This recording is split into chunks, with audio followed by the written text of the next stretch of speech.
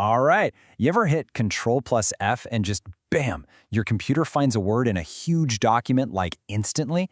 How does it even do that? Well, today, we're pulling back the curtain on that little piece of magic. We are talking about string matching, the absolute bedrock algorithm that powers everything from your text editor all the way to DNA sequencing. So let's really get into it. I mean, on the surface, it seems so simple, right? Just look for the word. But think about it. What if the document is a massive novel, and you're searching for a super common word like the? Just looking is going to be painfully slow if you don't have a smart strategy. So the real question is, how do you search smartly? That's the puzzle we're going to unpack. Okay, so before we get to all the clever tricks and shortcuts, let's just take a second to formally lay out the problem. What exactly are we even asking the computer to do here? All right, here's the mission. We've got a big old string of text. Let's call it T, and we have the smaller pattern we're looking for. We'll call that P. The goal is simple. Find the exact starting spot for every single time P shows up in T.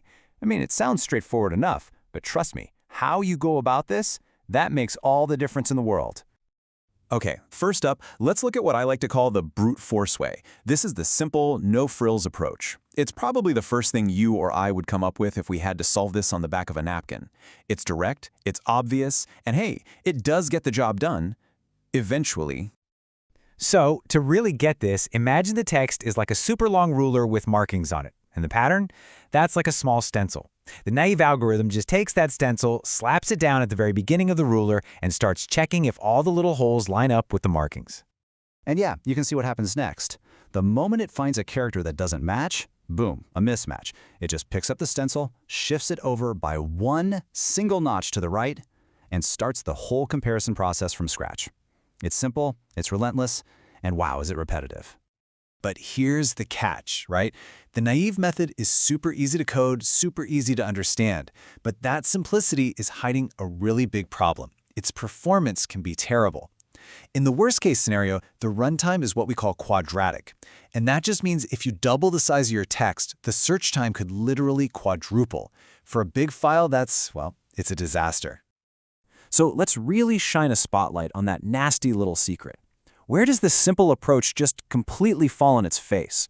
It's time to look at the worst-case trap, the kind of input that is perfectly designed to make this naive algorithm sweat. And here it is. This is the perfect trap. So the text is a bunch of A's with a B at the end, and the pattern is almost the same. Now, just think about what the naive algorithm does. It checks the first A, match, the second A, match. It gets a match, a match, a match, all the way to the very last character, and then it finds a mismatch. So what does it do? It shifts over by just one little spot and does almost the exact same work all over again. It's just brutal. It's forced to do the absolute maximum amount of work at almost every single step. And this is how computer scientists describe that pain mathematically.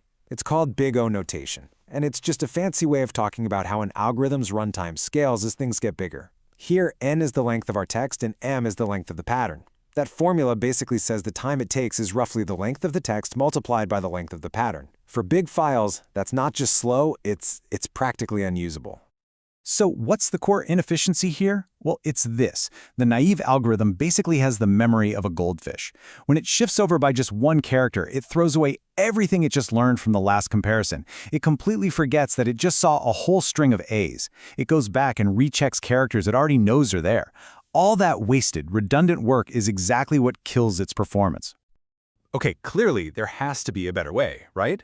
We need a smarter approach, an algorithm that actually has a memory.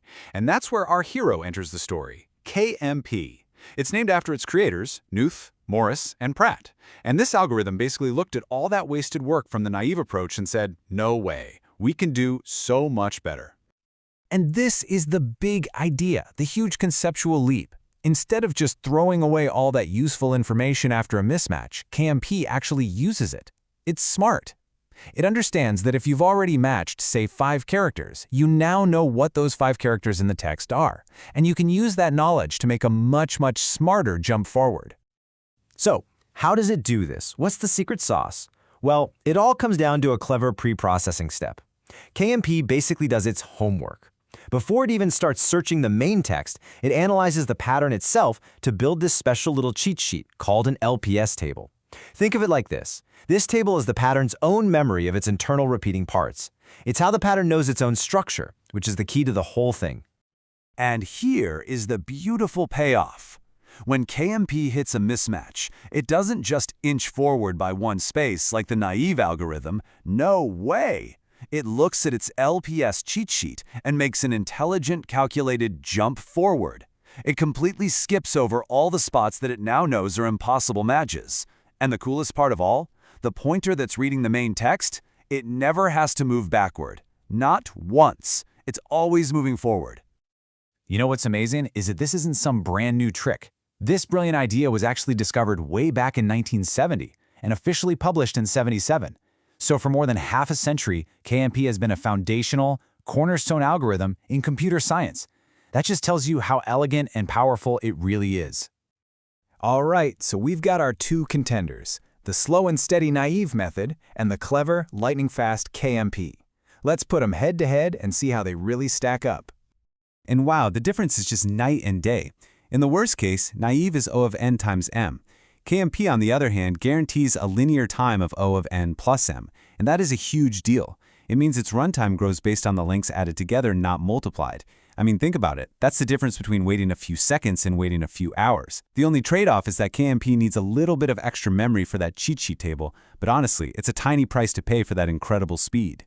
So you might be asking, when does this actually matter in the real world? Well, you pull out KMP when performance is absolutely critical. We're talking text editors, database searches, anytime you can't afford to be slow. It's especially a beast when you're dealing with really repetitive text, like searching through DNA sequences, which is a place the naive algorithm would just get stuck forever.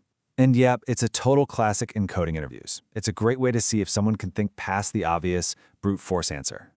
And that really is the bottom line. Look, there are other fast algorithms out there, for sure. But understanding KMP isn't just about this one algorithm. It's about understanding a fundamental way of thinking, how to use a little bit of work upfront, that pre-computation, to save a massive amount of work later. That is such a key lesson for anyone who writes code. So if there's one thing to remember, it's this. KMP's real power comes from turning the pattern's own structure against itself. It's like it finds the pattern's secrets and uses them to create a map for a faster search. Just brilliant. And that leaves us with one final question to chew on. The journey from that simple, naive algorithm to the genius of KMP shows us that even for the most basic-seeming problems, a totally different way of looking at it can lead to a solution that's not just a little better, but worlds better. So what other simple problems out there are just waiting for someone to discover an ingenious shortcut?